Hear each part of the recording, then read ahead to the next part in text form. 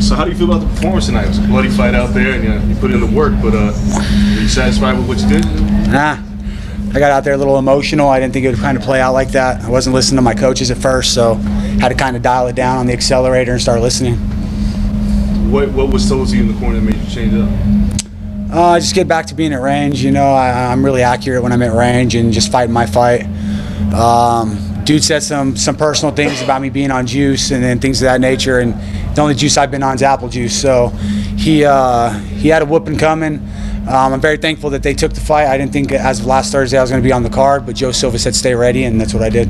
Do you think a lot of people are going to start using that now, that whole little drug thing, to try to throw it at you with the juicing and try to get in your head? Yeah, you know, I don't mind the fans saying it because you can't reach across, slap a fan or whatever, but fighters use it. You know, I'm more than happy to make it a personal issue and find a reason not to like each other, to fight each other. Was there a different type of pressure coming out there tonight than a normal fight? No, man, I cleared a lot of money last year at the UFC, so to start the year off working a 9 to 5 for $9 an hour was a very humbling experience. I might not have did nothing wrong, but I had just gotten custody of my girls, and you know, they came from a kind of a hard life in Oklahoma, and I had to show them that just because, you know, I got knocked down, I couldn't stay down. I had to find a reason to keep going forward, and they were the reason. Had to show them that hard work does pay off, and when you do the right things, good things come from it.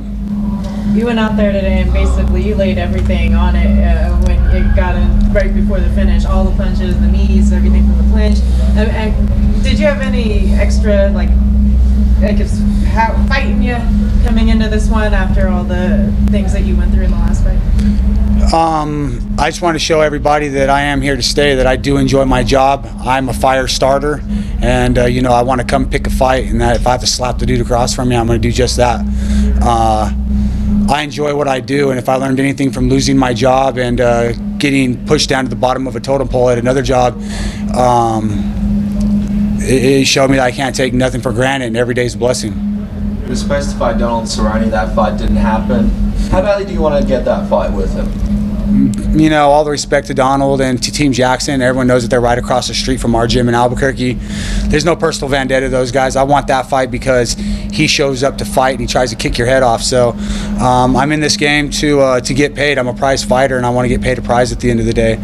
So if anything, I'm just happy to be back. I'm happy to be doing what I love to do. And you know, I had my family. 10 years ago, I was a liar and a drug addict, and or 11 years ago or whatever. So to have my family, my coaches, and my team stick beside me on this USADA deal, it made me feel great, man. I knew I'd been doing the right things. I knew Jeff Nowitzki's very thorough at his job and what he does. He believed me right out the gate and really pushed to ask all the right questions and got the job done for me.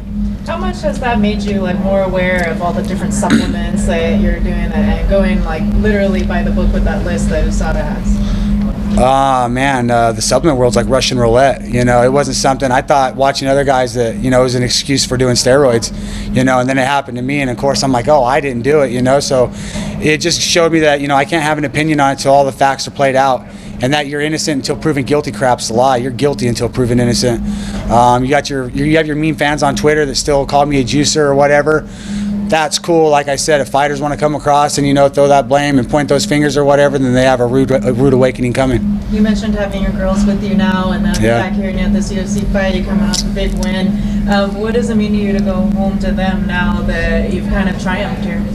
You know, I went from having temporary custody of my daughter Christina to one day I went to go get her and they were gone. You know, I didn't have my daughter for 7 years, and I worked my butt off. I got out of jail. I did exactly everything I needed to do, got off probation, did everything I was supposed to do to get 2 feet to stand on in court. And that's exactly what I did. You don't see fathers going to court and get to take their 2 girls from the mother. So she was doing bad things. We proved it in court, and I had both legs to stand on. I was very proud of who I was going to that courtroom. And I was more nervous for that fight than I was for any fight in the cage. But I got my daughters. They're super happy.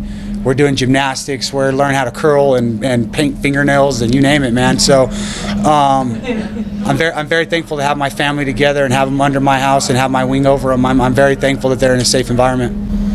Were you scared of going to court and going, oh, by the way, I'm a cage fighter? I mean, how does that work? Was it or?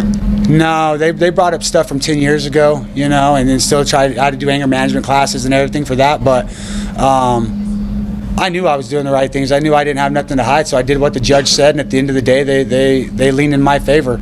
I have full custody of my girls, and that's what I've been working hard to do, is to get my family into my house and get them to where I could protect them and not have to worry, not sleep at night and worry about what drug addicts were around them or what problems were around them 2 states over. I have my girls, and I'm very proud for that, and I'm going to fight my ass off to keep them. Did they watch the fight tonight, or? Probably not. I don't really like them watching. My daughter Lily's the boxer and the kickboxer. She wants to be a fighter, but she needs to get an education first and not be like her dumb dad. Do you find yourself as like a source of inspiration for other people going through hard times? Because you pulled yourself up through a lot, and that's something that a lot of people can't even say they've dealt with half, especially in MMA. You know, I have a soft spot for the people that are addicted. But at some point, you got to make the decision to better your own life, and you got to want to get better. And if you're continuing to get high and not choose to have a better life for your kids, then you're pretty crummy in my book. So I just put the drugs down and moved on. I knew what I wanted to do with my life. I knew how I wanted to better myself, and I knew I wanted to be a dad. I wanted my daughters with me, and that's been the ultimate desire. It hasn't been getting in the cage and beating people up or nothing like that. I've wanted to be a dad, and I've got to do just that, and I'm getting to do that. And because of all that, does that pretty much mean that there's no opponent bigger than what you faced in your past? Man, I've been shot. You know, I got scars all down my legs, shot and stabbed, and had all my teeth knocked in with shovels and whatever, and that's because I put myself in stupid situations. You know, people can say they're gangster or whatever it is, you know, but I was a dumbass and put myself in bad situations, and I'm just trying to show my kids and my nieces and nephews that I'm not poisoning my water hole, man. I'm making sure that my family makes it, and I can't choose what they do when they get older as adults. They're going to have to make their own decision, but I'm going to lead them to the right path, and hopefully they go down the right path.